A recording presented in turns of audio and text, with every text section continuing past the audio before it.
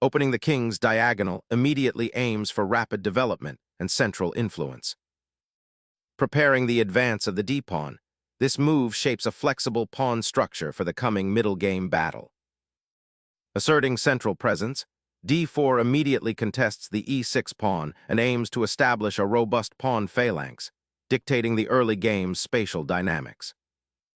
Instantly challenges white's central pawn and opens lines for black's queen and bishop, initiating a dynamic struggle for control of the board's heart. Fortifying the center and preparing for piece development, this knight aims to dominate key squares.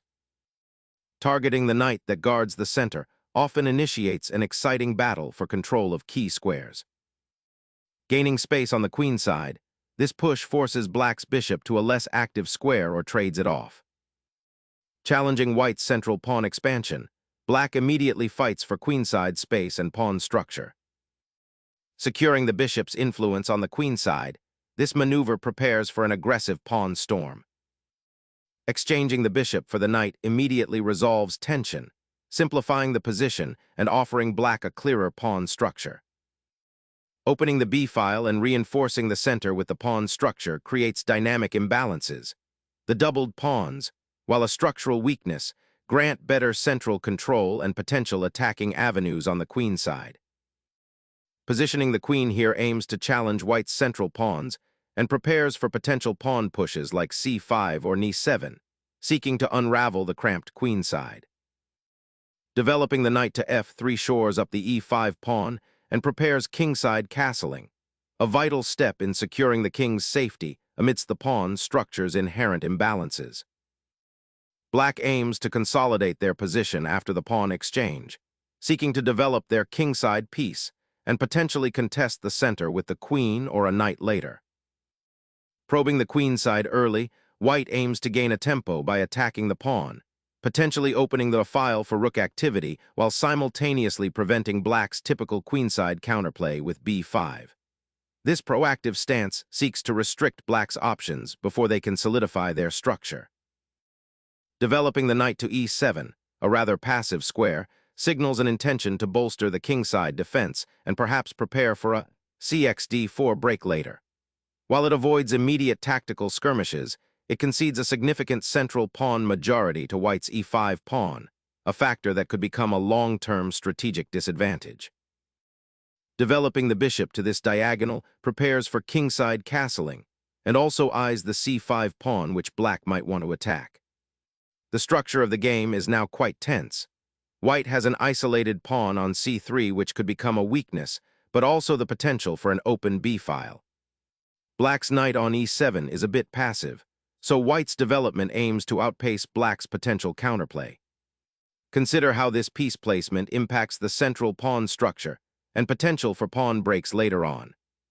Look to connect your rooks and activate them on open files to exploit the structural imbalances. Developing the knight to c6 solidifies black's central pawn chain and prepares for potential pawn pushes, while simultaneously activating a piece that was previously somewhat passive. White's queenside pawn structure, though doubled, now controls more squares and offers potential for a future pawn majority on the queen side, creating a dynamic imbalance. Instantly securing the king offers significant peace of mind, enabling a more aggressive exploration of the queen side.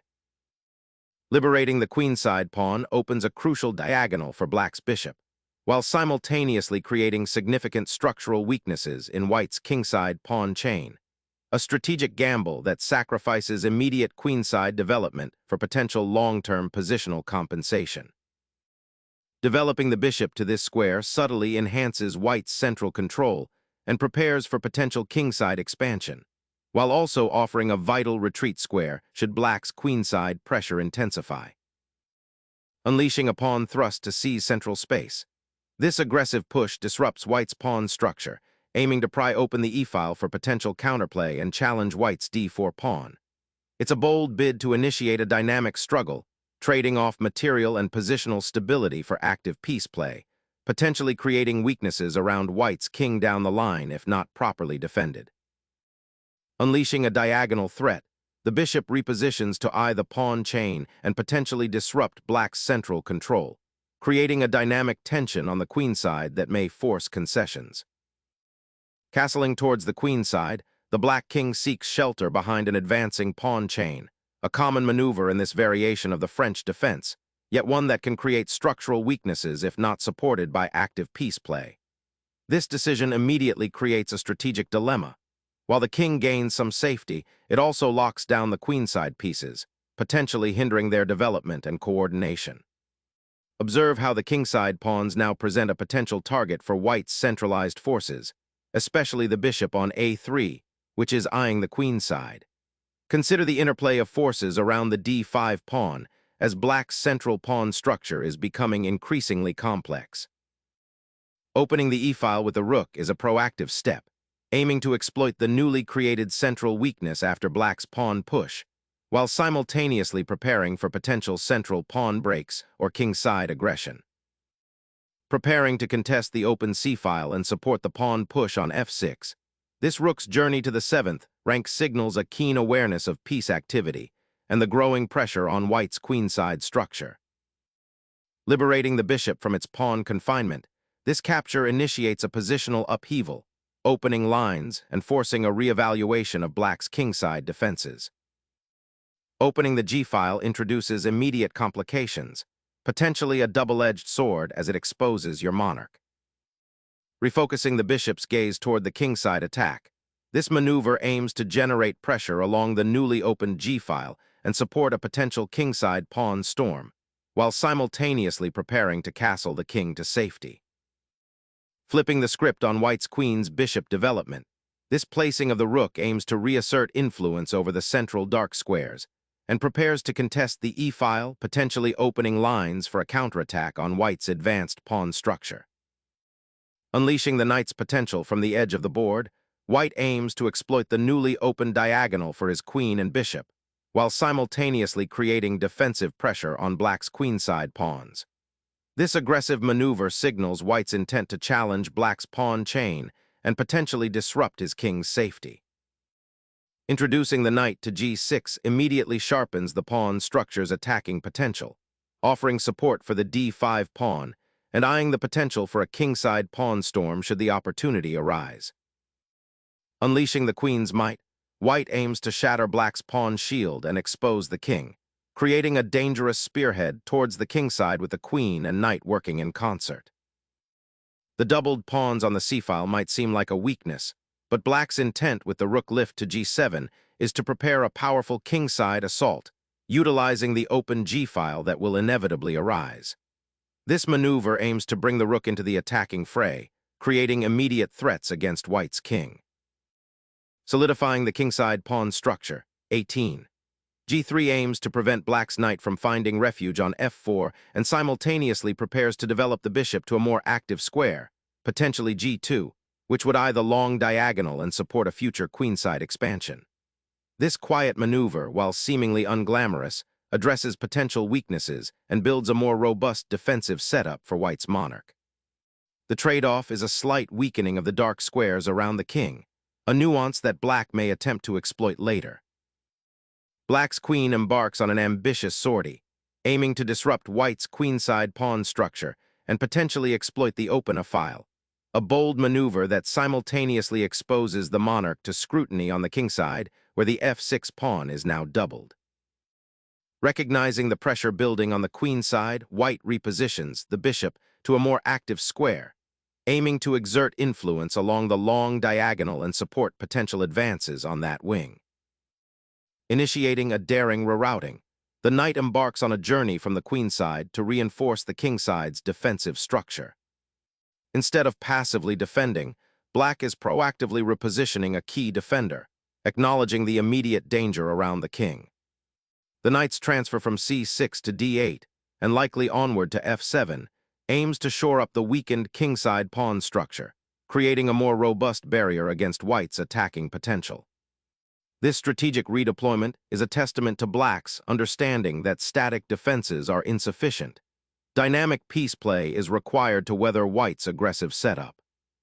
Notice how the knight's departure from c6 might temporarily loosen control of central squares, but the long-term benefit of strengthening the kingside defense justifies this temporary concession. Observe the potential for this maneuver to surprise white, as the attacking momentum might have been focused on the queen side, not anticipating such a swift regrouping of forces. Consider the intricate geometry of the board. The knight's path, while indirect, is crucial for creating a vital defensive screen. Anticipating an aggressive push on the king side, this defensive maneuver shuffles the rook, preparing to reinforce the vulnerable pawn chain and potentially contest the central files should black decide to open them. A surprising repositioning, the knight now retreats from the tense central skirmish to a more passive, defensive posture on the queen side, potentially eyeing the f7 square as a launchpad for a future kingside counterthrust or a defensive anchor. Securing the monarch's escape route, this subtle repositioning aims to shield the king from potential diagonal threats that might arise as the queenside battle intensifies, simultaneously preparing to connect the rooks for more centralized action. Black's knight embarks on a perilous journey towards the kingside, aiming to support an eventual kingside pawn push or to find a more active square if the queenside battle becomes decisive. The knight's journey across the board, culminating in this exchange, fundamentally alters the pawn structure on the kingside, opening up the g-file for potential future aggression and creating imbalances that will dominate the middle game. Opening a path to the white king, this recapture initiates a critical structural change on the kingside, potentially unbalancing white's position and creating dynamic possibilities for black's advanced pawns. Pivoting the queen from the kingside to the queenside, this repositioning seeks to establish pressure along the file and potentially contest its control. After the aggressive exchanges, white is aiming to untangle the pieces and find a more harmonious placement for the queen, perhaps eyeing potential weaknesses on the queenside or preparing a future pawn push. This maneuver prepares to swing the queen over, potentially supporting an pawn advance or creating batteries with other pieces, hinting at a shift in the strategic battleground. The queen's journey to e2 signifies a reevaluation of white's attacking avenues, moving away from the now cluttered kingside to explore new possibilities on the queenside. By centralizing the queen on e2, white aims to create a flexible point of control, ready to redeploy to either flank or support a central thrust if the opportunity arises. Unleashing the rook from its passive defensive post, this maneuver aims to inject life into black's queenside pawn structure and potentially challenge the kingside by opening lines. The monarch seeks a safer haven, shuffling away from the central crossfire and the shadow of the g-file. The black king, now exposed and disconnected from its supporting pieces, begins a desperate journey across the battlefield seeking a safe haven. Initiating a slow, strategic advance on the kingside, this pawn pushes to seize vital territory and prepare for a potential assault on black's exposed monarch. Pushing forward with f5 creates immediate tension on the kingside, aiming to disrupt white's coordination and potentially open lines for attack. This aggressive pawn thrust challenges the established pawn structure and forces white to react to a rapidly evolving situation. The queen repositioning to f3 is a calculated gamble, seeking to exploit the newly opened kingside files and pressure black's rather passive queen. This maneuver aims to disrupt black's already precarious defensive setup, potentially forcing concessions or creating tactical opportunities. White's intention appears to be a strategic pivot, shifting focus from the center to a kingside assault, leveraging the advanced pawns as battering rams.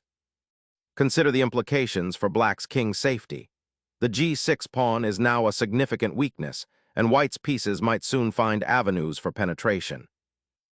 This central pawn push aims to unblock the bishop on d7 and potentially activate the queen, while simultaneously challenging white's central pawn mass and creating dynamic possibilities for black's pieces. Focusing the queen on the kingside, white aims to exploit black's slightly awkward king position, potentially creating imbalances and opening lines towards the dark squares around the king. Shifting the rook from its passive post to the open file is a crucial step towards activating black's forces and preparing a counterstrike along the c-file, aiming to disrupt white's harmonious setup. Unleashing the bishop aims to exploit the open diagonal, pressuring black's kingside and potentially creating weaknesses around their castled monarch. shifting the queen back from the potentially exposed central squares to c7 aims to consolidate black's queenside and prepare for potential pawn advances or piece redeployments. This repositioning allows the queen to support the c4 pawn, which is currently a target for white's bishop on b2. It also opens up the c-file for potential future activity, though white currently controls it more effectively with their rook. Observe how this subtle queen retreat might be setting the stage for a defensive structure or perhaps a patient buildup before committing to an attack. The move subtly acknowledges white's pressure on the kingside and seeks to rebalance the strategic elements on the board, prioritizing queenside stability while the kingside remains somewhat tense after the doubled pawns and the exchanged pieces. Capturing the pawn ignites a dramatic shift, forcing a simplification that might relieve some positional pressure on white's queenside, while potentially opening avenues for black's rook to become more active.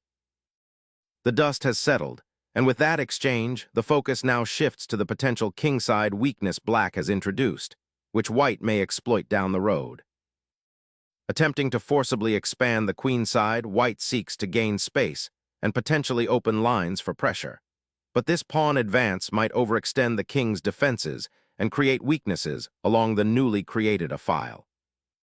The intent here seems to be a bold attempt to disrupt white's queenside expansion, aiming to create active counterplay on the queenside and potentially open lines for black's rook. Repositioning the bishop to the a3 square signals an intention to challenge black's control over the queenside and potentially prepare for a queenside pawn advance or to contest open lines. This subtle shift aims to disrupt black's solid pawn structure and create new avenues of attack. Finally bringing that rook to life, aiming to activate it along the 6th rank, although it still looks rather passive tucked away behind the pawns.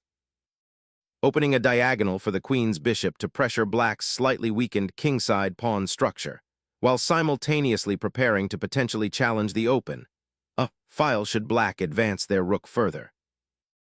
The rook tucks back, a defensive retreat that signals a shift in ambition, prioritizing immediate safety over any lingering hopes of counterplay on the queenside.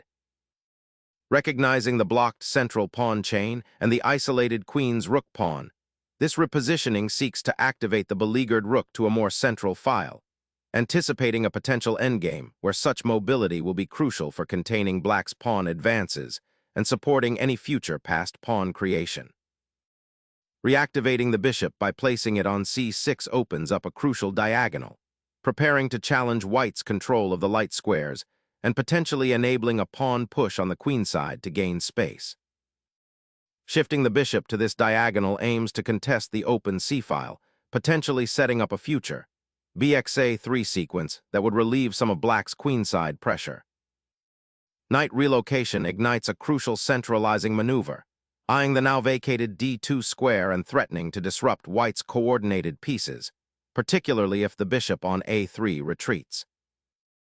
The bishop retreats, abandoning the crucial central diagonal it occupied.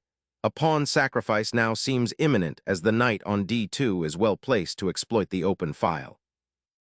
A daring plunge into the heart of white's defenses, threatening to dismantle the weakened kingside structure and open new avenues for black's attack. Shifting the king away from potential mating nets opens up its own defensive pathways, though it sacrifices some of its central security. The knight retreats, seeking safer pastures after its foray into enemy territory proved too hazardous. Initiating a rook lift to bolster the kingside defense, aiming to prevent any immediate pawn advances or infiltration. The bishop's detour to the edge of the board hints at a cautious regrouping, seeking a safer haven from the encroaching pawns and the potential discovery threats that loomed on the open diagonals. A determined redeployment to bolster the king's defenses and prepare for potential pawn storms, aiming to consolidate the slightly precarious central structure. Breaching the center with the knight opens up immediate dynamic possibilities, aiming to exploit white's somewhat passive pawn structure and potentially create disruptions on the kingside. Pivoting the king to the center is a bold gamble, seeking active participation in the unfolding endgame rather than passively defending the kingside. The knight hops to f6, a defensive maneuver that brings it back into contact with its comrades and aims to solidify the beleaguered king's immediate surroundings. A quiet consolidation, this maneuver aims to shore up the kingside's pawn structure, a vital defensive measure given black's active pieces and the open nature of the position. Seeking to activate the slumbering bishop by shifting it to a more dynamic square, potentially eyeing the kingside or preparing to support a pawn push. Initiating pawn storming operations on the kingside, aiming to pry open lines and exploit the exposed black monarch. Black's bishop now retreats to a more passive square, allowing white increased central influence and potentially preparing a kingside pawn storm with the advanced g-pawn. King activation, a crucial endgame principle, sees the white monarch venturing towards the center, preparing to participate in the ensuing play and potentially support a kingside pawn push. The bishop retreats, creating a potential outposts for white's knight on f6, but more importantly, it unblocks the d-file, allowing white's king to potentially become more active by heading towards the center. A bold pawn thrust, injecting immediate chaos into black's otherwise solid defensive structure and challenging the bishop's influence on the queen side. Breaching your own pawn chain to create a passed pawn on the kingside is a bold decision, gambling on the open g-file being more valuable than the structural integrity of your kingside defense. Asserting dominion over the kingside files, Rag 1 signals an aggressive intent to exploit the exposed black king by activating the rook into the open g-file. The black bishop retreats, abandoning the central outpost it occupied, now aiming to support the beleaguered king by way of the queenside. Consolidating forces towards the center, white aims to reposition the king to a more active square and prepare for potential pawn advances or file openings. Initiating a queenside pawn expansion aims to disrupt white's entrenched structure and potentially create an open file for the rook, although it significantly weakens the queenside pawn chain and grants white greater control over the c5 square. Opening the file presents a golden opportunity for your rooks to become active and target the weakened queenside pawns. Capturing the pawn on b6 finally reopens the queenside for black and aims to challenge white's isolated queenside majority by creating a target. Seizing the open file is paramount for white, aiming to penetrate black's weakened queenside and exploit the isolation of the remaining pawns. Seeking to untangle the tangled mess on the queenside, black intends to activate the rook and challenge the open file, a bold bid for counterplay against white's imposing pawn structure.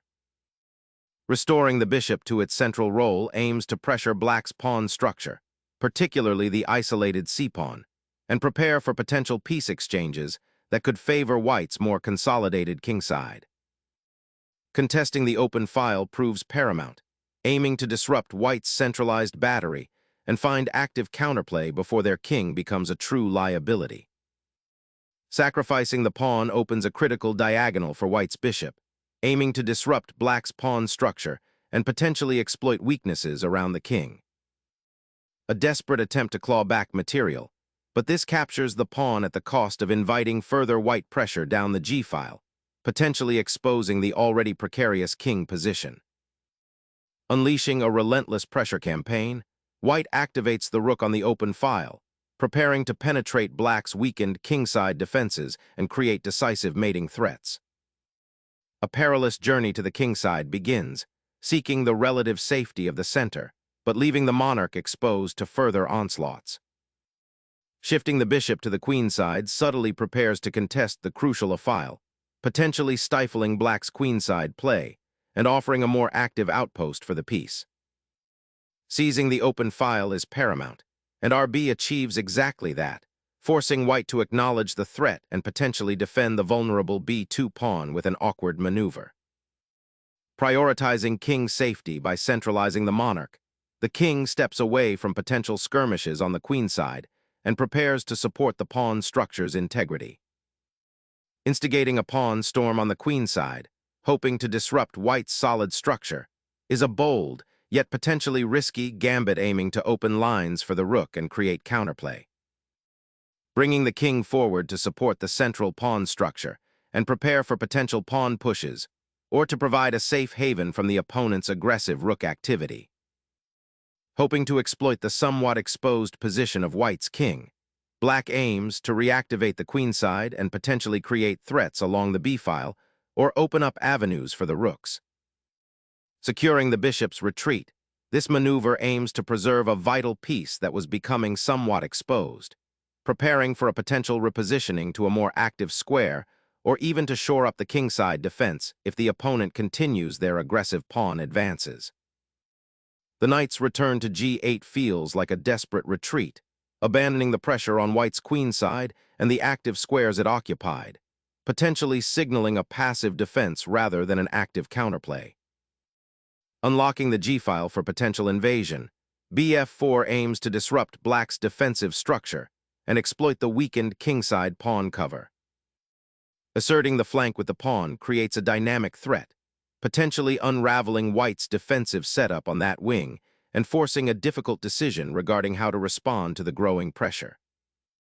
Sensing an opportunity to seize open lines and initiate a dangerous kingside attack, the rook surges forward, threatening to dismantle Black's defensive structure and create critical attacking possibilities. Unleashing the pawn storm on the queenside, Black aims to create immediate complications and open lines before White can consolidate their position. Harnessing the open files, White aims to disrupt Black's precarious defensive setup by activating the bishop and pressuring the exposed pieces. Initiating a regrouping maneuver, the knight seeks refuge from its isolated position, aiming to rejoin the defensive structure and potentially support future pawn advances on the kingside.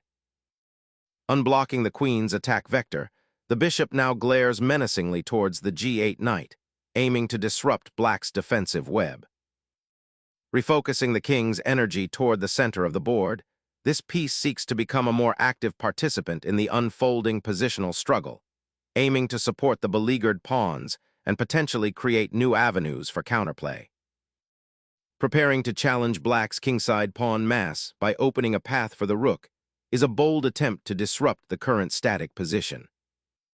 Initiating a strategic redeployment of the rook to potentially contest the open file or simply seek more active placement, this maneuver hints at a desire to improve its defensive posture or prepare for a future initiative along the 7th rank, a crucial area in the unfolding positional struggle. Seizing the open file with the rook, White initiates a decisive maneuver to exploit the weakened kingside and dismantle Black's defensive structure. The Black king, liberated from its pawn shield by the earlier capture, now boldly strides into the center, seeking an active role and potential counterplay in this endgame.